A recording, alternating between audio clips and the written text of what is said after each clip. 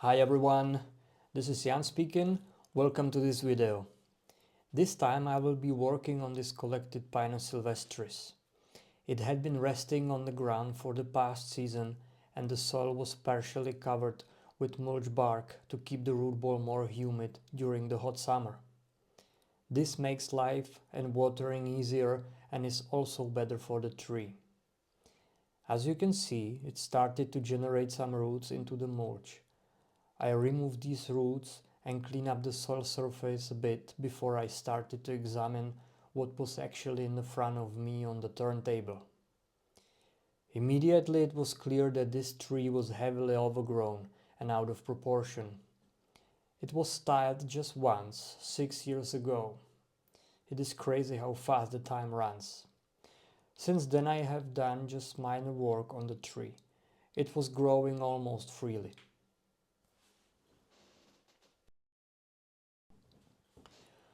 I applied the wire on the lowest structural branch and pulled the steel guide wire across the entire tree. I used the point in the upper portion of the tree as my point of transition and pulled the guide wire back down to the solid deadwood where I anchored the guide wire. The transition point allows me to distribute the force, and I can pull and push at the same time and work just by myself even on a big tree. I knew that this styling would be about some pruning. It was impossible to use all the branches, and I also wanted to refine the structure of the tree. The lower branches, especially on the rear side of the tree, also started to lose strength a bit as they started to be covered by the upper branches. Time to make a space for something new. The goal was to show the exceptional trunk line with all its features, creating a proportional design and refining the structure. I was building on the previous work, so this is not considered as the restyling, but rather as the next iteration.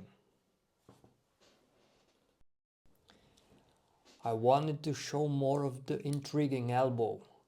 This very prominent feature of the tree should be fully visible though, so I removed quite some branches from the apex area.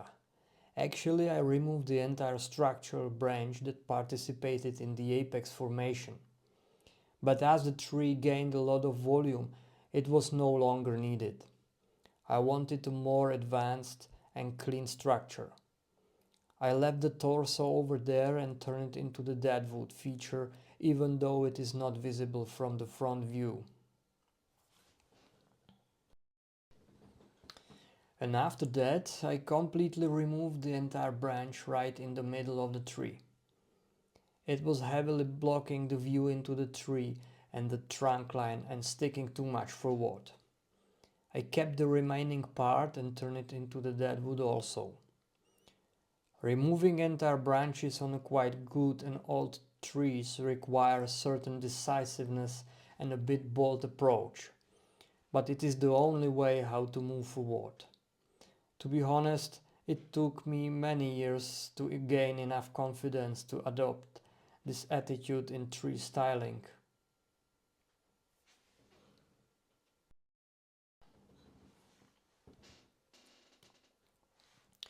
So this is how the tree looked after I removed unnecessary branches.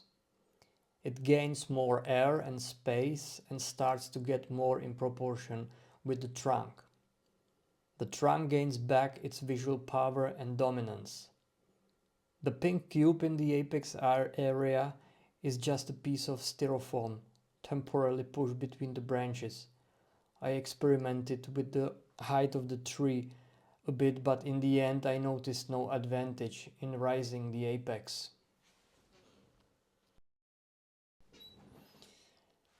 This stage of styling can be a little bit scary. You need to let go of the former image of the tree. As the removed branches start to pile up, it is easy to panic a bit and doubt if you are on the right track. Just objectively consider what is in front of you on the turntable, fully focus, trust the process and move forward. If you are not sure what are you doing, take your time and consider every step. I believe there should always be an objective reason for your decisions.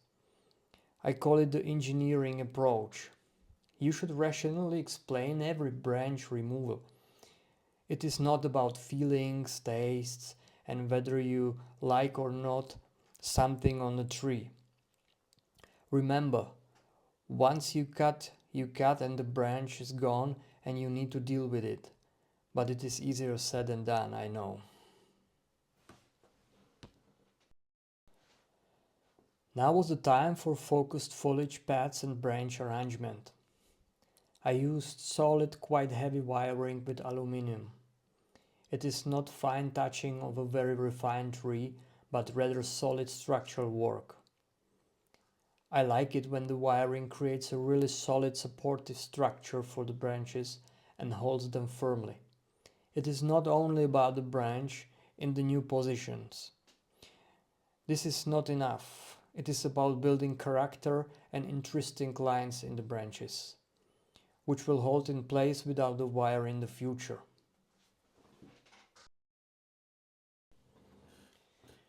So I continued with the wiring, and right after I put the wire on each branch, I style it.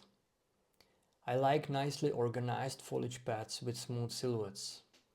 A well-organized structure provides enough space for each bud and needle cluster.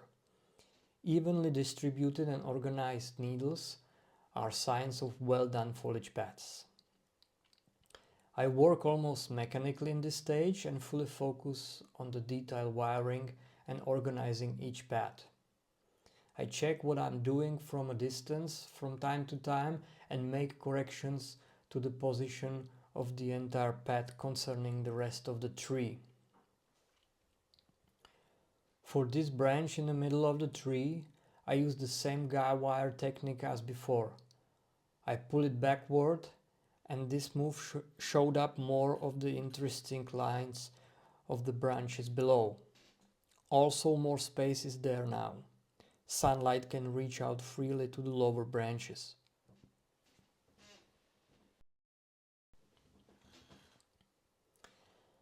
I put the wire on the new deadwood in the middle of the tree and adjusted the position. It will partially hold in the new position, but you need to almost break it. At this stage, I adjusted the last rear branch. It fills nicely the back side of the tree and stops the eye when we look from the front. I pulled the mid branch even more to the back in order to show the nice line of this particular part of the tree.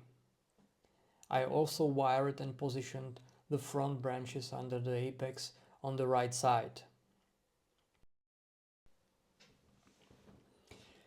And now the apex. I had more than enough material to create an apex. I started to form a so-called mushroom apex. In this case, it looked literally like a mushroom. It looks overly static and symmetrical, very rigid. But it was just the first step. I placed all the branches into the organized structure, and from there I moved forward. It will be about minor adjustments and touches to get a little more from that. Here I cleaned the soil surface from the plucked needles and top dressed it with a layer of dry sphagnum moss. This helps to stabilize the surface and green moss will grow quicker. If I put the beautiful green fluffy moss on the surface, the blackbirds will completely destroy it the very next day. These are all the branches removed from this pine. Quite a pile, but it is normal when the tree is overgrown and needs to be more compacted and in proportion. There were countless checkups and minor adjustments and shifts. I retouched the apex into a more natural shape and pushed slightly the very top point to the right. I always like to do it the next day with fresh eyes and mind. It is a huge transformation from how the tree looked at the beginning and the brain is not able to consider all the aspects of the new design at once, at least my brain. The styling is done, and now is the tree's turn to continue the design evolution.